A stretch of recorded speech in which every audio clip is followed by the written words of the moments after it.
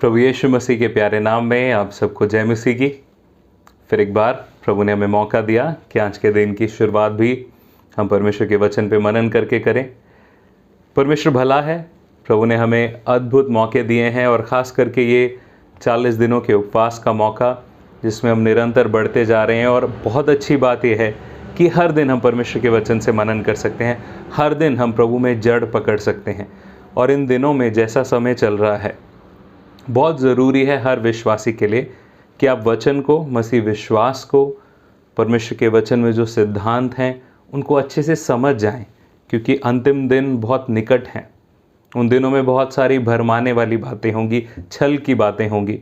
तो हमारे लिए बहुत ज़रूरी है कि हम वचन में मजबूत हो जाएं। और प्रभु ने हम पे दया करी, हम पे अनुग्रह किया है कि हमें ये मौका दिया कि हम हर दिन बढ़ते जाएं परमेश्वर के वचन में।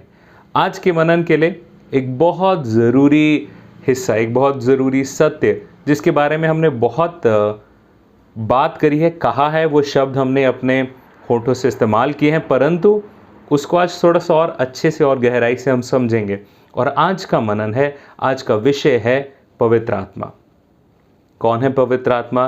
क्या पवित्र आत्मा के बारे में प्रभु यीशु मसीह ने कहा और क्या पवित्र आत्मा का कार्य है हमारी ज़िंदगी में और हमारी ज़िंदगी के द्वारा, उस पर हम आज मनन करेंगे। हमारे मनन के लिए आज हम शुरुआत करेंगे प्रेरितों के काम 1 अध्याय से, और उसके बाद हम यूहन्ना उसके 16 अध्याय में से भी कुछ देखेंगे, क्योंकि पहली बार प्रभु यीशु मसीह ने वहाँ पे वर्णन किया। और फिर उसके बाद हम अंत में एक और रेफरेंस को देखेंगे। तो आइए ये सारी चीज़ें सीखने के लिए हम परमेश्वर की अगुवाई को मांगे, पवित्र आत्मा की अगुवाई को मांगे कि वो हमारी मदद करें। आइए हम सब प्रार्थना करेंगे। हमारे प्यारे परमेश्वर, आपका धन्यवाद करते हैं, आपकी महिमा करते हैं, आपके नाम को ऊंचा उठाते हैं प्रभु, कि हम बलहीनों को परमेश्वर पिता बलवान कर रहे हैं। हम बुद्धिहीनों को प्रभु जी आप ज्ञान दे रहे हैं, और सुंदर ज्ञान, सत्य का ज्ञान, आपके वचन का ज्ञान आप दे रहे हैं। प्रभु प्रार्थना करते हैं आज के मनन में हमारी अगुवाई करें।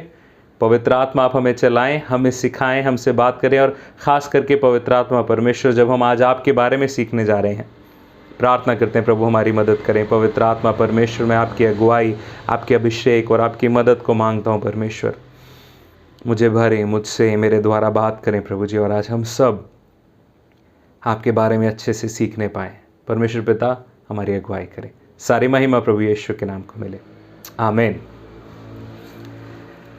प्रभु यीशु मसीह ने, प्रेरितों के काम 1 और 2 अध्याय में हम लोग देखेंगे, प्रभु यीशु मसीह ने जब वो इस दुनिया से जा रहे थे पुनरुत्थान के बाद, अब जब प्रभु यीशु मसीह स्वर्ग में उठाए जाने वाले हैं, उस समय पे प्रभु यीशु मसीह ने अपने चेलों को एक आज्ञा दी। और प्रभु यीशु मसीह ने अपने चेलों से कहा कि तुम यहाँ से जाना मत, यरूशलेम में से जाना मत। और प्रभु यीशु मसीह ने उनको प्रेरितों के काम 1 अध्याय उसके 8 वचन में कहा, परंतु जब पवित्र आत्मा तुम पर आएगा तब तुम सामर्थ पाओगे, और यरूशलेम और सारे यहूदिया और सामरिया में और पृथ्वी के छोर तक मेरे गवाह होगे। अब यह वायदा प्रभु यीशु मसीह ने अपने चेलों से किया। और ये वायदे को जब हम देखते हैं तो इसकी शुरुआत प्रभु यीशु मसीह ने बहुत पहले कर दी थी। प्रभु यीशु मसीह ने, जैसा कुछ दिन पहले ऋतु मैम ने हमारे साथ वचन जब बांटा था, तो उन्होंने प्रभु यीशु मसीह की महायाजकीय प्रार्थना के बारे में बात करी थी। ये उसी यूहन्ना 16 और 17 अध्याय में जब प्रभु यीशु मसीह पकड़वाए जाने वाले हैं, सलीब पे चढ़ाए जाएंगे, उससे पहले प्रभु अपने चेलों से बात कर रहे हैं, अपने चेलों को सिखा रहे हैं। और ये कुछ बड़ी गहरी बातें हैं प्रभु यीशु मसीह की। और फिर प्रभु यीशु मसीह अपने चेलों को कहते हैं कि अब मैं जा रहा हूँ, परंतु मैं जा रहा हूँ इसमें तुम्हारी भलाई है। मेरे साथ निकाले यूहन्ना उसका 16 अध्याय और उसके 5 वचन से हम लोग देखते हैं, परंतु अब मैं अपने भेजने वाले के पास जाता हूँ, और तुम में से कोई मुझसे नहीं पूछता तो कहाँ जाता है, परंतु मैंने जो ये बातें तुमसे कही हैं इसलिए तुम्हारा मन शोक से भर गया है। जब प्रभु यीशु मसीह ने अपने जाने की बात कही कि हाँ अब मैं पकड़वाया जाऊँगा, वापस जा रहा हूँ प्रभु के पास, तो चेले, समझ आने वाली बात है कि चेलों को दुख हुआ, खेदित हुए, शोकित हुए, थोड़ा घबरा गए होंगे। पर प्रभु यीशु मसीह अब उनको कुछ और बात बता रहे हैं, और वो कहते हैं 7वें वचन में, तो भी मैं तुमसे सच कहता हूं कि मेरा जाना तुम्हारे लिए अच्छा है। प्रभु यीशु मसीह का चेलों के पास से वापस स्वर्ग चले जाना, जो थोड़े समय बाद होने वाला है, प्रभु यीशु मसीह कह रहे हैं वो अच्छा है। वो तुम्हारे लिए अच्छा क्यों है? क्योंकि यदि मैं ना जाऊं तो वो सहायक तुम्हारे पास ना आएगा, परंतु यदि मैं जाऊंगा तो उसे तुम्हारे पास भेजूंगा। हालेलुया। पवित्र आत्मा जिनके बारे में हम बात करते हैं, हम मसीही लोग त्रिएक परमेश्वर में विश्वास करते हैं। अब त्रिएकता क्या है? त्रिएक परमेश्वर क्या है? कि एक परमेश्वर है जिसको हम तीन अलग अलग व्यक्तित्व में, अलग अलग व्यक्तियों में देखते हैं। हम परमेश्वर पिता की बात करते हैं जिसने पृथ्वी और आकाश की रचना की। फिर हम बात करते हैं प्रभु यीशु मसीह की, जो हमारे परमेश्वर हैं। प्रभु यीशु मसीह वो परमेश्वर का जीवित वचन है, जो यूहन्ना 1 अध्याय में हम देखते हैं कि जो देहधारी होके, देह धारण करके हमारे साथ इस पृथ्वी पर रहे। और अब यहाँ पर हम तीसरे व्यक्ति को देख रहे हैं, वो एक परमेश्वर में, कि वो तीसरा व्यक्ति है पवित्र आत्मा, वो सहायक जिसको प्रभु यीशु मसीह भेजेंगे। तो हम परमेश्वर पिता में, प्रभु यीशु मसीह में और पवित्र आत्मा में, तीनों में विश्वास करते हैं। अब ये जो पवित्र आत्मा है, पवित्र आत्मा का हमारी जिंदगी में कुछ अहम कार्य हैं। यहाँ पर 14 वचन में प्रभु यीशु मसीह 16 के 14 वचन में कहते हैं कि पवित्र आत्मा मेरी महिमा करेगा। और वो प्रभु की महिमा किस लिए करेगा? क्योंकि जो कुछ भी प्रभु यीशु मसीह ने कहा है वो परमेश्वर के द्वारा, क्योंकि परमेश्वर तो एक ही है, वो परमेश्वर के द्वारा कहा गया है। और जब पवित्र आत्मा हमें वो स्मरण कराएगा तो प्रभु यीशु की महिमा करेगा। परंतु उससे ज़्यादा गहरा, उससे ज़्यादा एक कार्य जो हमारी ज़िंदगी के लिए बहुत ज़रूरी है, और ख़ास करके उनके लिए जो वचन में बढ़ना तो चाहते हैं पर कमज़ोर पड़ जाते हैं। आप वचन को सीखना, याद करना चाहते हैं पर कर नहीं पाते, उनके लिए पवित्र आत्मा प्रभु यीशु मसीह ने तय किया। और प्रभु यीशु मसीह ने क्या कहा? 13वें वचन में प्रभु ने कहा, परंतु जब वो अर्थात सत्य का आत्मा आएगा तो तुम्हें सब सत्य का मार्ग बताएगा, क्योंकि वह अपनी ओर से नहीं परंतु जो कुछ सुनेगा वो कहेगा और आने वाली बातें तुम्हें बताएगा। अब ये वायदे प्रभु यीशु मसीह ने अपने चेलों को करे और कहा कि वो पवित्र आत्मा, जब मैं जाऊंगा तो वो पवित्र आत्मा आएगा। अब प्रेरितों के काम उसके 2 अध्याय में ये जो वायदा प्रभु यीशु मसीह ने किया था कि मैं जाऊंगा और पवित्र आत्मा उसके बाद तुम पर आएगा, तो चेलों ने जैसा प्रभु यीशु मसीह ने कहा था वैसा ही किया। यरूशलेम में इंतजार कर रहे थे परमेश्वर की पवित्र आत्मा के आने का। और फिर क्या हुआ? प्रेरितों के काम 2 अध्याय में पवित्र आत्मा का वो वायदा जो प्रभु ने दिया था, वो वायदा पूरा हुआ और पवित्र आत्मा का आगमन हुआ। प्रेरितों के काम उसका 2 अध्याय। जब पेंतेकोस्त का दिन आया तो वे सब एक जगह इकट्ठे थे। अब पेंतेकोस्त का दिन मतलब प्रभु यीशु मसीह के उठाए जाने से 50वां दिन था। अब ये जो प्रभु यीशु मसीह के जाने के बाद इतना समय ये लोग इंतजार करें, इसी इंतजार में थे। प्रभु ने कहा कि पवित्र आत्मा तुम पर आएगा, तुम सामर्थ पाओगे और फिर तुम मेरे गवाह ठहरोगे। अब गवाह बनने से पहले परमेश्वर का पवित्र आत्मा पाना जरूरी था। और किस रीति से पवित्र आत्मा उन पर आया? एकाएक आकाश से बड़ी आंधी, किसी सनसनाहट का शब्द हुआ और उससे सारा घर जहां वो बैठे थे गूंज गया। और उन्होंने आग सी जीभें फटती हुई उन्हें दिखाई दी और उनमें से हर एक पर आ ठहरी। वे सब पवित्र आत्मा से भर गए और जिस प्रकार आत्मा ने उन्हें बोलने की सामर्थ दी वे अन्य अन्य भाषा बोलने लगे।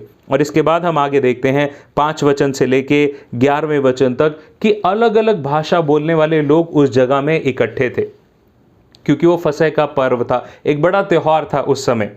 यरूशलेम में बहुत सारे लोग इकट्ठे हुए थे और यहाँ पर अब पवित्र आत्मा उन पर उतरा।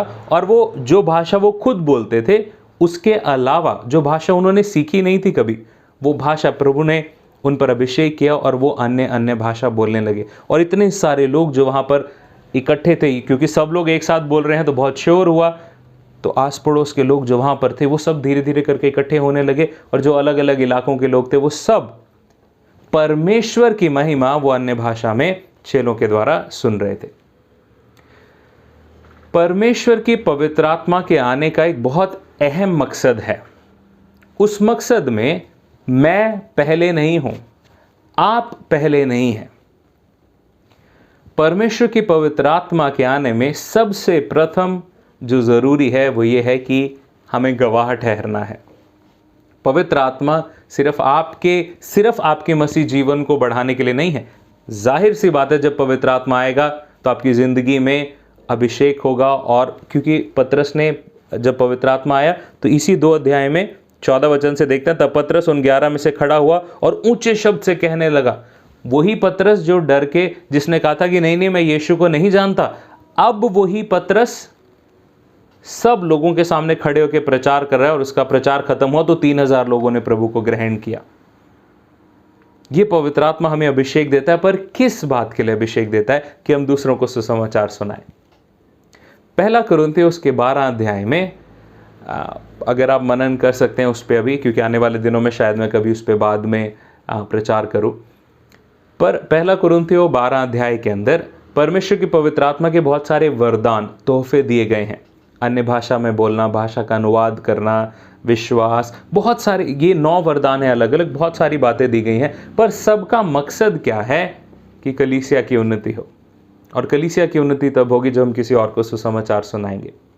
मेरे प्रियो, प्रभु यीशु मसीह इस दुनिया में एक ही मकसद के साथ आए, और वो मकसद ये था कि सारे जगत के लोग अपने पापों से मन फिरा के उद्धार पाएं और स्वर्गराज के अधिकारी हों, सब लोग।